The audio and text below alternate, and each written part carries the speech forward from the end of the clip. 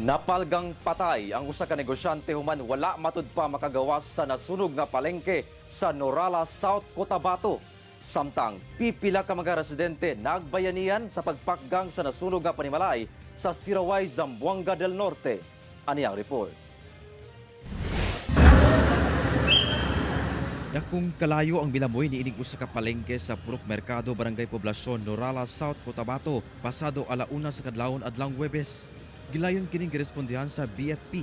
Nadeklara kining far out human ang halos usa ka oras. Sa tala sa kabomberuhan, anaa sa napulo ka stalls ang naugdaw nga gilangkuban sa klase-klaseng negosyo sama sa grocery store, barbershop ug pharmacy. Gibanabana ang moabot sa 7.8 million pesos ang danyo sa sunog.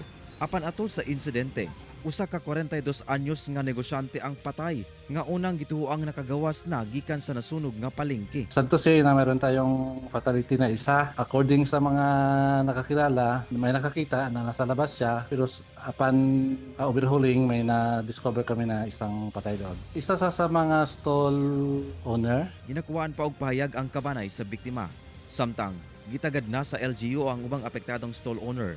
Padayon ang investigasyon sa hinungdan sa sunog. Samtang sa Siraway, Zamboanga del Norte, nagkaguliyang na kining mga residente. Human gilamoy sa dakong kalayo kining usa ka panimalay sa barangay proper mag-alauna sa hapon adlaw Miyerkules. Sanglit duol lang sa dagat.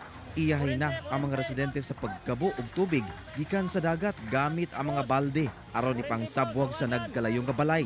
Gumikan sa moong bayanihan, napakgangra ang kalayo paglabay sa pipila ka oras. Lakip na sab sa pag-abot sa BFP.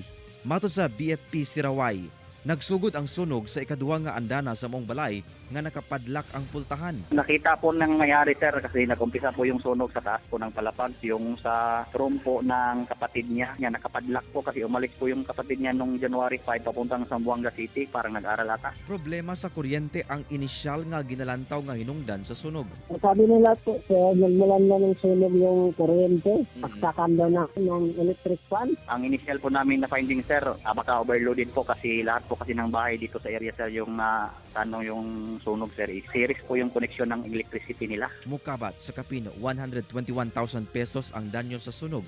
Hinuon walay angol sa itabo. Ginakuan pa og pahayag ang tagdumala sa mong balay nga nasunog. Kauban si Gary Balantay, Efren Mamak. 1 Mindanao.